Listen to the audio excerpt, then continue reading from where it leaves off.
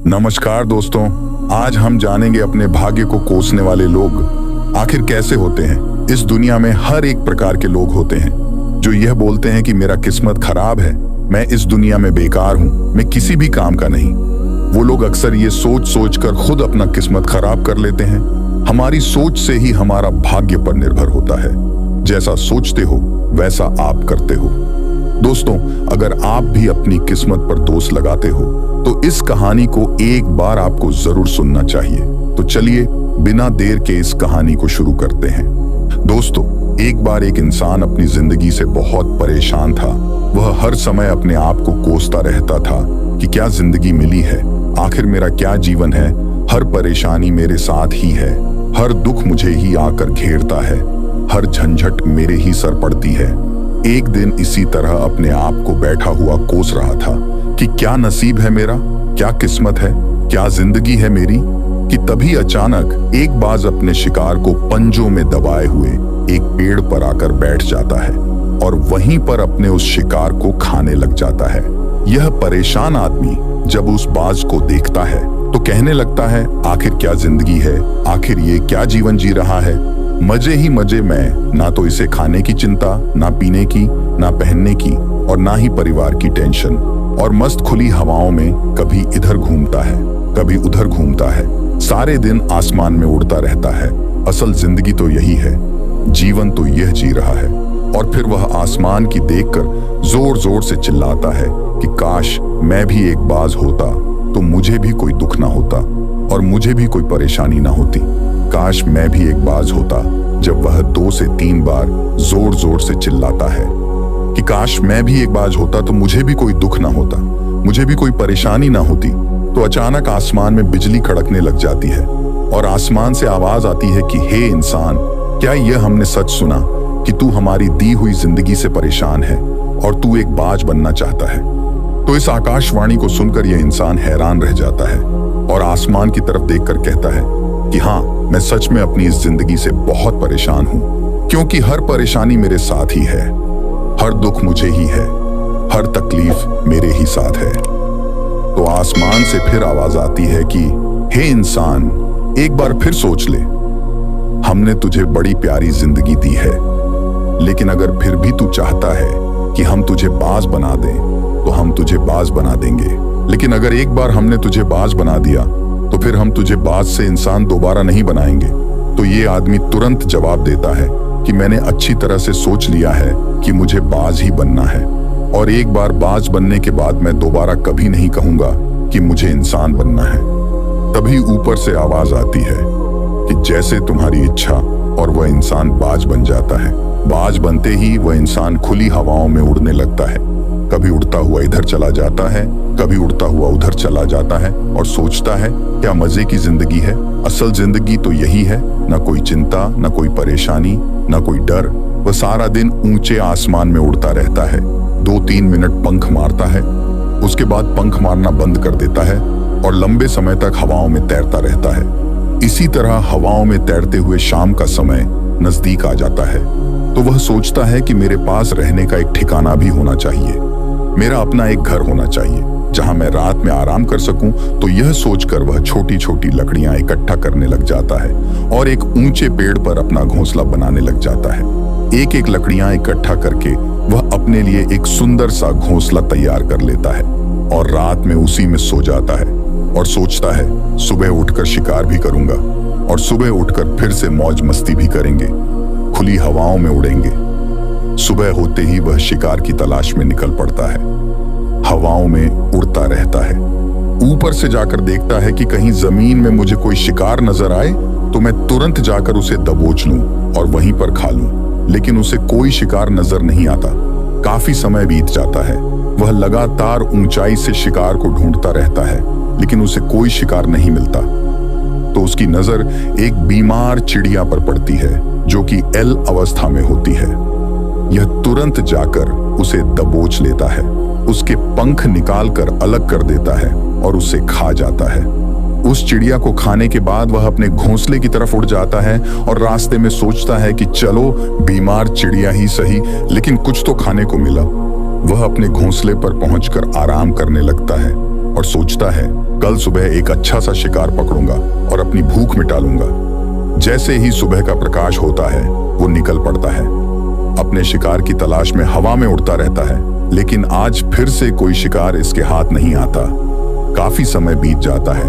यह ऊंचाइयों पर जाकर अपनी तेज नजरों से शिकार को ढूंढने की पूरी कोशिश करता है, पर इसे कोई शिकार नहीं मिलता। फिर भी ये पूरी कोशिश करता है, लेकिन इसे कोई भी शिकार नजर नहीं आता। फिर ये पास के उस जंगल की तरफ चला जाता है, लेकिन इसे वहां भी कोई शिकार नहीं मिलता। इसी प्रकार पूरे दिन उड़ते उड़ते शाम का समय नजदीक आ जाता है, तो यह निराश होकर वापस लौटने लगता है और रास्ते में एक पेड़ पर आकर बैठ जाता है। सोचता है शायद आज फिर कोई बीमार चिड़िया मेरा इंतजार कर रही हो, लेकिन हर बार किस्मत मेहरबान थोड़ी ना होती है। आज इसे कोई बीमार चिड़िया नहीं मिलती। यह थक हार कर वापस अपने घोंसले की तरफ चल पड़ता है और घोंसले पर पहुंचकर भूखा प्यासा ही सो जाता है और सोचता है कल सुबह एक बड़ा सा शिकार पकड़ लूंगा और आज की भूख भी मिटा लूंगा। रात को अपने घोंसले में जब सोया होता है और गहरी नींद में होता है कि तभी एक अचानक भयानक तूफान आता है। इस तूफान की हवा इतनी तेज होती है कि बाज के घोंसले को उड़ाकर एक जगह से कहीं दूर दूसरी जगह फेंक देता है। घोंसला जहां पर गिरता है वहां नीचे एक नोकदार लकड़ी पड़ी होती है जो इसके पंजे में गड़ जाती है और इसे बुरी तरह घायल कर देती है। तूफान के रुकने के बाद बारिश शुरू हो जाती है। तेज बारिश होती ही रहती है, पर यह किसी तरह से पेड़ों के नीचे छुपकर बैठा रहा। बड़ी ही मुश्किल से इसकी रात कटती है। जब सुबह होती है तो बारिश रुक जाती है। बारिश के रुकते ही चारों तरफ खुशियां छा जाती हैं। चारों तरफ हरियाली छा जाती है। नदियां और झरने तेजी से बहने लगते हैं। सब कुछ फिर पहले के जैसा हो जाता है, लेकिन यह बाज अब पहले के जैसा नहीं रहा। इसका पांव बुरी तरह घायल हो चुका है। इसके पंजे में जो लकड़ी लगी थी उसकी वजह से इसका पंजा बुरी तरह छत बिछत हो गया है। बाज का जो पंजा होता है वह उसके शिकार को पकड़ने के लिए सबसे जरूरी होता है, क्योंकि बाज अपने पंजों से ही अपने शिकार को पकड़ता है, दबोच होता है और फिर अपनी चोंच के माध्यम से नोच नोच कर खाता है। लेकिन अब इस बाज का पंजा बुरी तरह से घायल हो चुका था और वह पिछले 2 दिनों से भूखा भी था। यह शिकार की खोज में थोड़ा सा उड़ता है कि शायद फिर कहीं कोई बीमार चिड़िया इसे मिल जाए, लेकिन कहां बार बार कोई बीमार चिड़िया मिलने वाली थी। वह कुछ देर तक उड़ता है, लेकिन फिर भूख और दर्द के मारे थक कर एक पेड़ पर आकर बैठ जाता है। वह पेड़ पर आकर बैठ तो जाता है, लेकिन उसे पता नहीं था कि यहाँ एक और मुसीबत उसका इंतजार कर रही है। और वह मुसीबत यह थी कि 10 से 20 कौओं का एक झुंड मिलकर इसे परेशान करने लग जाते हैं। इसके ऊपर आकर इसके घाव में चोंच मारने लग जाते हैं। उन्हें भी पता चल जाता है कि यह बाज घायल है और भूख की वजह से कमजोर भी है।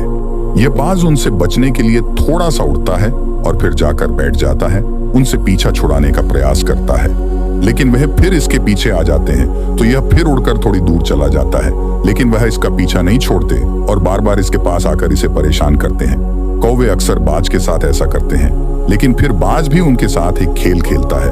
जब कौओं का झुंड बाज को परेशान करता है और उनका पीछा नहीं छोड़ता, तो बाज हवा में सीधी उड़ान भरने लग जाता है।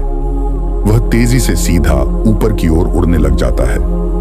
कौवे भी उसके पीछे उड़ते हैं, लेकिन कुछ देर तक उड़ने के बाद कौवे ऐसी ऊंचाई पर पहुंच जाते हैं जहां पर उन्हें ठीक से ऑक्सीजन मिलनी बंद हो जाती है। उनका दम घुटने लग जाता है, उनकी सांस रुकने लग जाती है, तो फिर वह वहां से ऊपर नहीं जा पाते।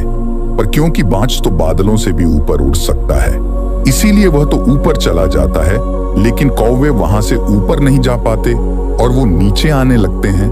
तो इस तरीके से बाज उनसे अपना पीछा छुड़ा लेता है। लेकिन ऐसा करने के लिए, इतनी ऊंची उड़ान भरने के लिए इस बाज के पास उतनी ताकत नहीं थी, क्योंकि यह भूखा भी था और घायल भी था। तो यह उड़ता और थोड़ी सी दूर जाकर बैठ जाता और कौवे फिर आकर इसे परेशान करने लग जाते। इसी तरह भूख और घायल हालत में एक दिन गुजर जाता है, दूसरा दिन गुजर जाता है, तीसरा दिन गुजर जाता है, लेकिन इस बाज की हालत में कोई सुधार नहीं हो रहा था। वह बद से बदतर होती जा रही थी। चौथे दिन जब यह बिल्कुल खत्म होने पर आ जाता है, इसके अंदर बिल्कुल ताकत नहीं बचती और इसका शरीर इसका साथ छोड़ने लगता है। तो ये किसी तरीके से उड़कर पास ही इंसानों की एक हॉस्पिटल होती है, उसकी छत पर आकर बैठ जाता है और वहां से आने जाने वाले मरीजों को देखता है। और अपने आप से कहता है कि काश आज मैं एक इंसान होता तो ऐसे छोटे मोटे जख्मों का हॉस्पिटल से इलाज करवा लेता, या किसी को बता देता कि मैं भूखा हूँ, परेशान हूँ, मेरे साथ ये परेशानी है, मेरी मदद करो। लेकिन मैं आज बहुत मजबूर हूँ। आज मैं एक ऐसा बेजुबान परिंदा हूँ जो किसी से कुछ नहीं कह सकता, किसी को अपना दुख नहीं बता सकता, किसी से कोई मदद नहीं मांग सकता। यही बात सोच सोच कर वह उसी छत पे अपना दम तोड़ देता है। वह अपनी जान की कुर्बानी तो दे जाता है, लेकिन साथ ही साथ हमें यह सीख भी दे जाता है कि आपको जैसा बनाया गया है, आप जैसे भी हो, उसी में खुश रहो और उसी में बेहतर करने की कोशिश करते रहो। ना कि इस बात से परेशान रहो कि काश मैं ऐसा होता, काश मैं वैसा होता, काश मैं वैसा बन न जाता, काश मैं ये होता, ये बन जाऊं। आपको जैसा भी बनाया गया है, आप उसी में अपना सर्वश्रेष्ठ करने का प्रयास करते रहो। दोस्तों, ये कहानी तो काल्पनिक है, लेकिन हमें जीवन का एक बहुत ही महत्वपूर्ण नियम सिखाकर जाती है कि हम जैसे भी हैं अच्छे हैं, बस हमें उसी में अपना सर्वश्रेष्ठ करने का प्रयास करते रहना चाहिए। दोस्तों, इस कहानी से आपको क्या सीखने को मिला, हमें कमेंट करके जरूर बताएं। आपका बहुत बहुत धन्यवाद। मिलते हैं अगले दिन। नमो बुद्धाय।